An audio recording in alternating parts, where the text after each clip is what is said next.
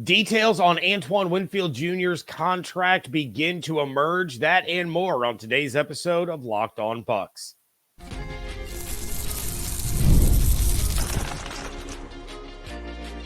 You are Locked On Buccaneers, your daily Tampa Bay Buccaneers podcast. Part of the Locked On Podcast Network, your team every day.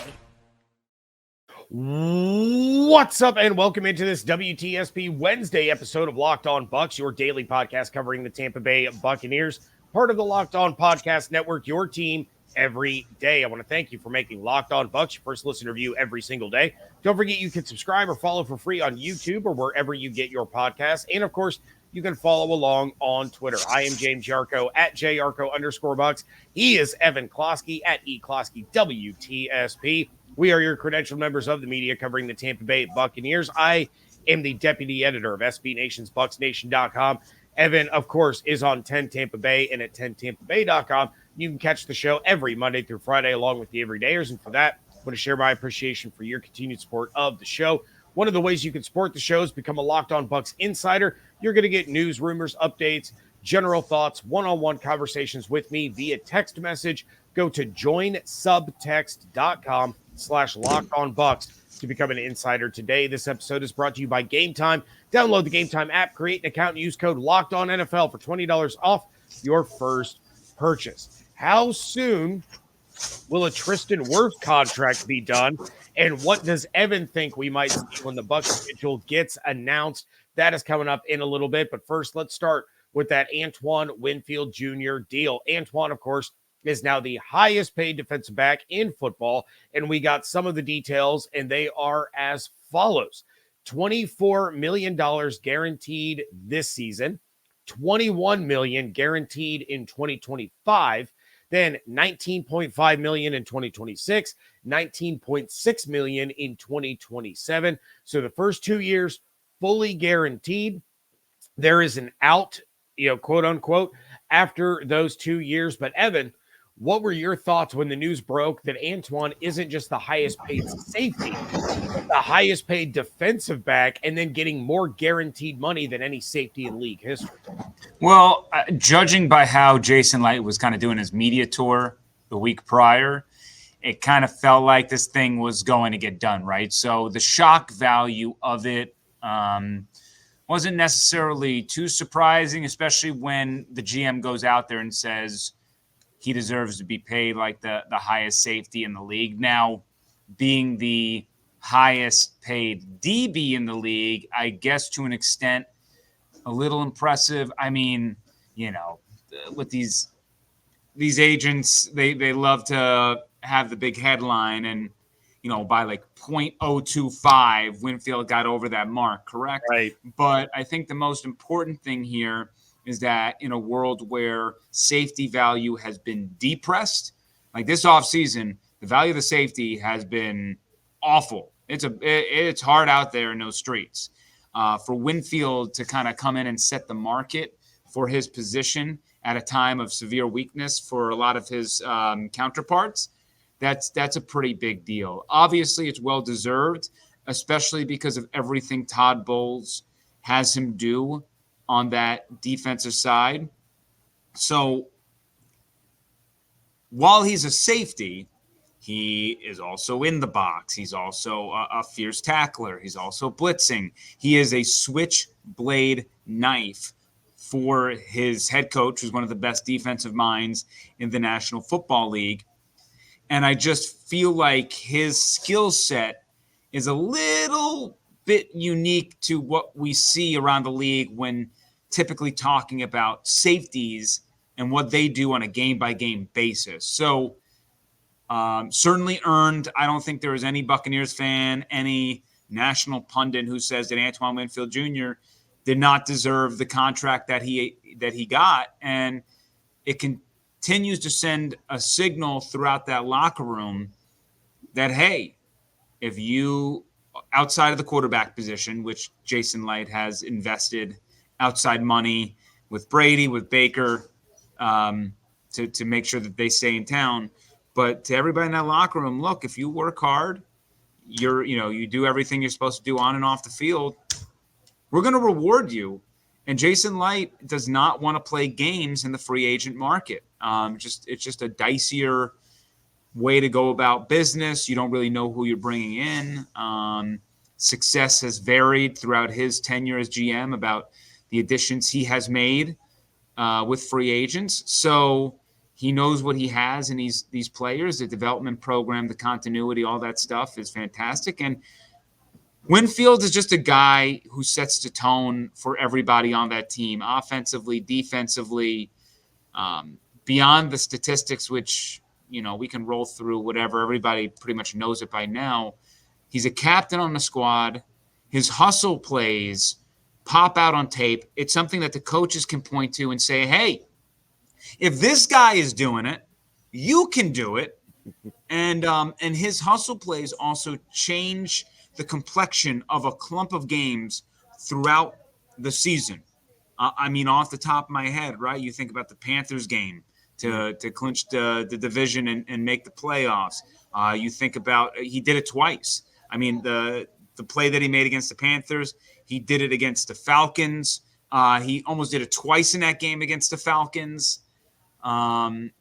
He did do it to the Falcons twice. He got the safety essentially in Atlanta, but right. Twice in Ray J in that loss.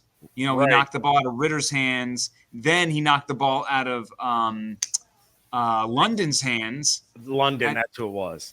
And there were just a lot of game-changing plays from him, especially as a savvy blitzer. It just guys like him don't come around often. So he's a bowling ball out there, and it's hard to say that this wasn't a fantastic move. The fact that you can kind of get out of this deal after 2 years is a good safety net because he does have concussion issues. Mm-hmm. Not last year, but previously, he struggles with that.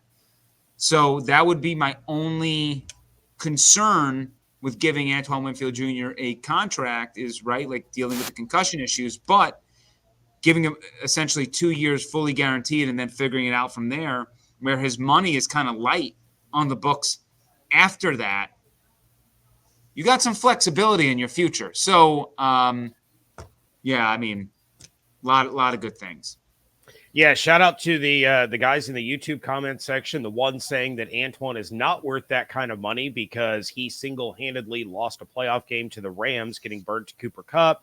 And then shout out to the other troll that said that it was Antoine's fault that they lost to the Lions. No on both counts. But please continue to watch the show. An $8 million cap hit for Antoine this season, then a $25 million cap hit next year. The Bucs did throw a void year in there to spread this out a little bit, but according to Over the Cap, the Bucs currently have $8.5 million in cap space after the Antoine deal got done. So the Bucs leave themselves a little bit of wiggle room. And Tristan Wirfs is really the last piece in terms of getting extensions done. So how soon does Evan expect for that to happen? That is coming up next on today's episode of Locked On Bucs, part of the Locked On Podcast Network, your team every day. It's winner take all time in the NBA and NHL, and FanDuel's giving you a shot to bring home a big win of your own. Right now, new customers get $150 in bonus bets with any winning $5 bet. That's $150 to bet on spreads, money lines, player props, parlays, and more. Bet on everything from slap shots to home runs to slam dunks, all on an app that is safe, secure, and easy to use. The Boston Celtics are the favorites to win the NBA Finals at -140, followed by the defending champion Denver Nuggets at +360. Then the team that they're facing off against right now, and arguably the best series in the NBA right now, the Minnesota Timberwolves, third at +800. In the race for Lord Stanley's Cup, the greatest trophy in all of sports, the Florida Panthers are the favorites at +250, followed by the Dallas Stars at +310, then the New York Rangers at +380. Visit FanDuel.com/locked-on and make every playoff shot count. FanDuel, America's #1 sportsbook. Thank you again for making Locked On Bucs your first listener view every single day. Every day, make sure you are coming back tomorrow. I will be going live on YouTube around 8:30, sometime between 8:30 and 9 o'clock for an immediate reaction to the schedule release. So make sure you're subscribed to the YouTube. Yeah, those notifications turned on, and you can tune in live on YouTube. In the meantime, are you watching Fox Sports or ESPN on your TV all day and have to turn down the volume with all that shouting? Make the switch to Locked On Sports today, a free 24/7 sports streaming channel program for you every day to bring you the biggest stories without all the screaming. Locked On Sports today brings you can't-miss analysis, opinions, and news, streaming 24/7 on YouTube or the free Amazon Fire TV channels app, part of the Locked On Podcast Network, your team every day. Tristan Wirfs is in a contract year, and obviously the Bucs want and need to get him locked up long-term. They just made Antoine the highest paid DB in the league. Evan, is Tristan going to be the next Buccaneer to be the highest paid player at his position in the NFL? 1,000%. Yeah. I mean, it's going to happen. Look, Tristan's not going anywhere. It would behoove the Buccaneers to get something done immediately with Tristan Wirfs. The problem is, right, the longer you wait, and go ask the Dallas Cowboys about this, the longer you wait, the more your price is going to go up on your player who is going to want to be paid at the top of his position. Tristan Wirfs is going to be he's going to want top money at the offensive line position, and especially going from right to left tackle, that also increased his bill. He's young. Everything grades out for him. He's pretty much your foundational piece, captain. Offensive linemen are really, really good ones. Do not pop up on free agent markets, right? They're almost all of them are kept. So, because they're the hardest commodities to find. So I don't think the Buccaneers are necessarily worried too much about when they get the deal done. I'm pretty sure that Tristan's agents know we're going to take care of Tristan. Don't you worry. We're setting things up. We're moving stuff around. We're doing our projections. We got to sign our picks. We got to take care of this. We got to take care of that. It's not lost on us that Tristan's going to get paid, but it would behoove the Buccaneers to get it done sooner than later, because then the next star offensive lineman is going to raise the ceiling of what you owe. So, I think Tristan's as safe of a player as you can extend long term. And for me, projecting like a future contract, I would lean towards something in the 5-year range. Penei Sewell got 4-year deal, $112.5 million, about 43 fully guaranteed. I would say if Jason Light can keep Tristan south of $30 million per year on the full length of his contract, I think that would be a great deal for the Buccaneers. I kind of have written 29.5 for 5 years, comes out to $147.5 million. And I would give him $70 million fully guaranteed. The fully guaranteed money would be the highest ever given to, or the highest in the league right now, given to someone at his position. I don't know if it's ever. I assume it's got to be close. But,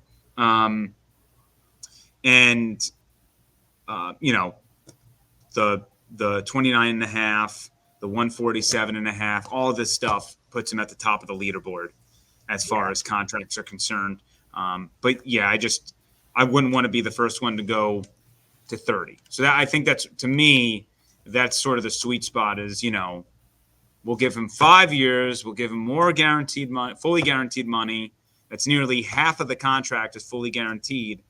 And let's keep this under 30 AAV. And, I wouldn't even be if they wanted to even get to 6 years and to kind of play a little bit of that game of, can we get this number lower by giving you more years and more fully guaranteed money? I would do that with Tristan. I don't foresee a world where he's not part of this team for the long haul. And so lock him in long time. And whatever the cost is, sure. But the longer you give him, it should help you in the long run when the cap goes up. And it also will bring probably his numbers down. So I'm sure his agent is probably going to fight for a 4-year deal, because if he can get 4 years, right, then he'll be, I don't know how old, but 28, 29, whatever the heck he's going to be. And he can make another fat contract when the cap goes up. So the long-term deal benefits the Bucs. Short-term deal benefits Wirfs. And so it's just a matter of that negotiation, right? Hey, we'll do this if you get, for 6 years, but we'll only do this for 5, and we'll only do this for 4. So you got to decide what you want. And I think that's sort of in my eyes, not that I know anything, but in my eyes, that's the ping pong game I would play with Wirfs and his representatives. But regardless, he's going to make top dollar. He's going to be on the Bucs well into the future. So that I'm not worried about. Yeah, a 4-year deal would put him at his age 29 season. He just turned 25 in January. But yeah, I mean, you're 100% right. You take a look. The top paid left tackle is still Trent Williams. He signed his deal back in 2021, and it was a 6-year deal for $138 million. 23 a year, 40 guaranteed. And then you take a look at Andrew Thomas, and I would definitely put Tristan above Andrew Thomas. He 5-year deal, 67 guaranteed, 23 and a half a year. So, everything that you just laid out sits there and says, we have the best left tackle in football, and he's going to be paid accordingly. But you're 100% right. Some of these contracts, I mentioned it when I was talking about the Antoine deal on Monday's episode. And it's like, we could be looking at this deal this time next year and saying, this is a steal for a player like this. And you take a look, if you're giving Tristan 29 and a half, and you look at it 2 years from now, and now all of a sudden it's not taking a huge percentage of the salary cap because the cap's gone up another $40 million compared to what it is right now, then yeah, having the best left tackle in the NFL under $30 million a year is probably going to look like a steal. Yeah. So I think that's the goal. And obviously there's no pressure, I think, from Tristan's side of things. They should be pushing for top dollar. So I think that's the ping pong battle. But don't worry out there. And there is a solution that will be had. And considering Jason made that comment about the boat parade at the beginning of the year, and knowing that the Tristan Wirfs contract is sort of the last thing on that checklist that I think he had entering the offseason, I would imagine he would like to take care of that before the season begins. Okay. Well, and that was my next question was, do you see this deal getting done before the season begins? I don't think it's getting done before he and his family are going on vacation in July. But this says to me, training camp maybe is when these negotiations are going to get, a little more serious and start to really dig into things. And then maybe by the beginning of the season, maybe early season, we'd be looking at a contract, but you're thinking it's probably before the season begins. Yeah, I think before the season. I don't know what the benefit is of waiting on this, unless Tristan's representatives are being completely unreasonable. But I just think that there's no.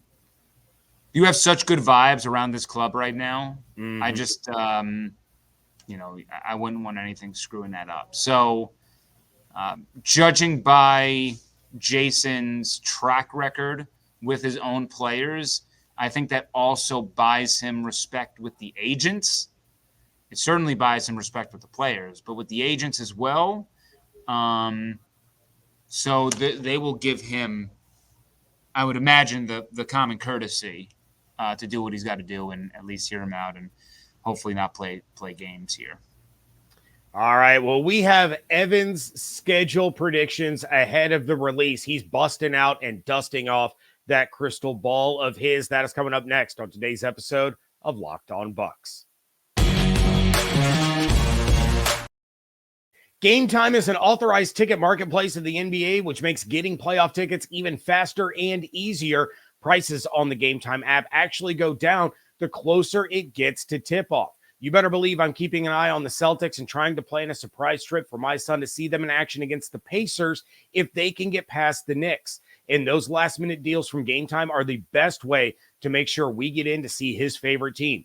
With Game Time's last-minute deals, I can save up to 60% off for those playoff seats. And once I find where we'll be sitting, being able to use Apple Pay and have those tickets in just 2 clicks makes the process about as easy as you can get. No surprises either. With all-in pricing, I know exactly what I'll spend when I'm looking for where we're going to sit. Take the guesswork out of buying NBA tickets with Game Time. Download the Game Time app, create an account, and use code LOCKEDONNFL for $20 off your first purchase. Terms apply. Again, create an account, redeem code LOCKEDONNFL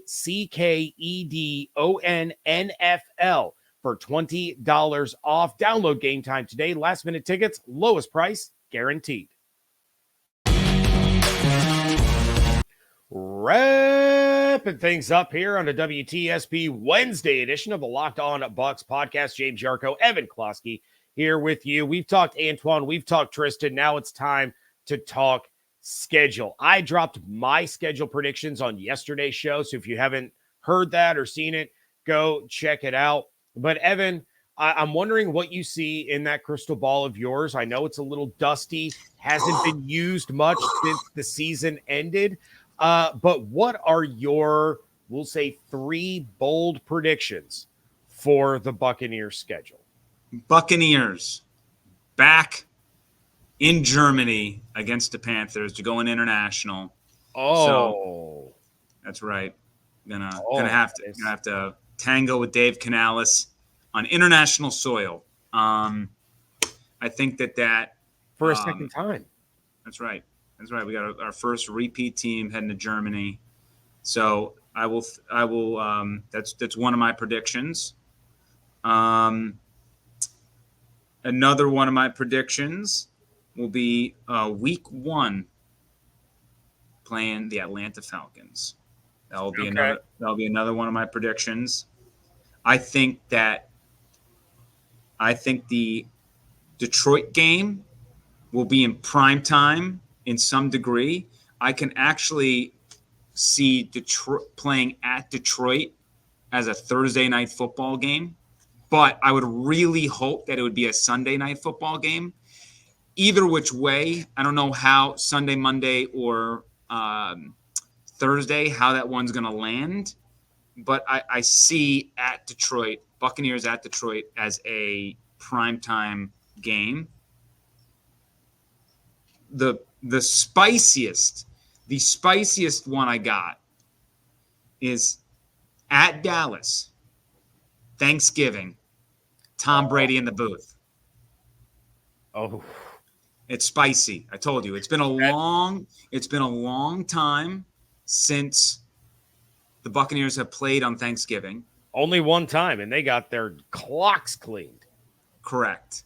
And if you can hold off on Brady doing a Bucs game until then, which I don't know is possible depending on how the schedule goes, because there's a lot of premier games in there. But it would be nice to have Brady, Buccaneers kind of looped into that angle with the Cowboys and all that. You can kind of play off of it. I can see the fanfare around it as well.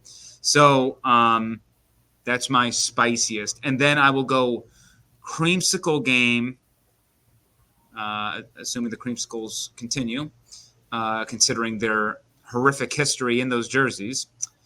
I will go with the Philadelphia Eagles. Okay. Harkening back to the first ever playoff victory the Buccaneers had, and that was against the Eagles in the Creamies. The difference in predictions that you and I had are stark. And I actually tried because I predicted 3 primetime games for the Bucs. And I tried really hard to make one of those the Lions. I was like, you have a divisional round rematch in the place where it happened. This seems like it would work really well for primetime, but I was like, you know what? I don't think I can pull the trigger on it. I have 2 of the 3 primetime games being against the NFC East. Well, I was thinking about that as well. I lean towards the Buccaneers having 2 primetime games. The Detroit, it smells like a Thursday night football game to me, going at Detroit, and we're gonna it's a great way to kind of put these 2 squads into that Thursday night time slot is kind of woof when they start the season, but they have the Bills and the Dolphins, we know, kicking things off that week 2. I just think that some of those matchups are going to get a little bit better so that Amazon's a little bit more appreciative of it. And to me, I think that that's a very marketable game. And at least entering the season, you would imagine those are 2 competitive teams. So yeah, that's really all you can kind of ask for. Yeah, and then I also said on mine, no Thanksgiving or Christmas games for the Buccaneers. But you throwing out that Brady angle, that makes a lot of sense. See, and I had the Brady game being San Francisco in Tampa. So that was, I had that one kind of in my head. That's why I said if you can make it happen, because I have a really tough time believing that Niners at Buccaneers will not be a 425 Fox game. That one reeks of it, right? But there are a lot of games of Brady potentially returning to Tampa Bay, right? Home against the Eagles, home against San Francisco, home against Baltimore. Those are some howitzers of matchups. Outside of that, maybe home against the Raiders just because of their brand, but and a West Coast team. But though, that's like, you have to imagine that one of those games Brady's returning back to Tampa Bay for, and the Niners one would be a great marriage between obviously his upbringing and playing in town. But it would be interesting. Obviously, they're going to want to get Brady covering a Patriots game. So they'll force feed that in some form or fashion. I don't know. I guess you got to go on Patriots to figure that out. But I don't know. We're on the same page there with that Niners Bucs game is almost certainly a 425er on Fox here. In Ray J. I don't know how they are going to finagle the Patriots being America's game of the week on Fox, because they are just so bad.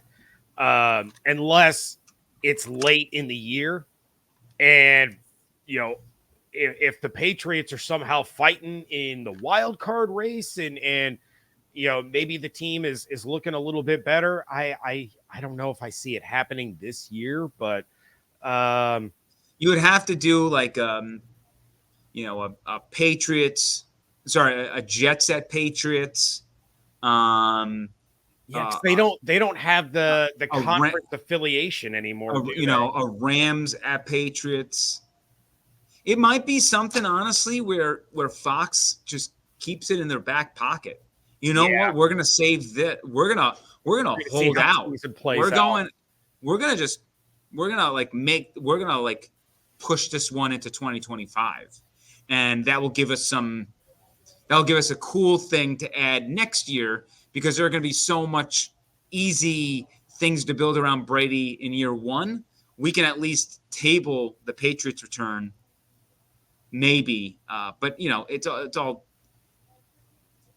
tough to know.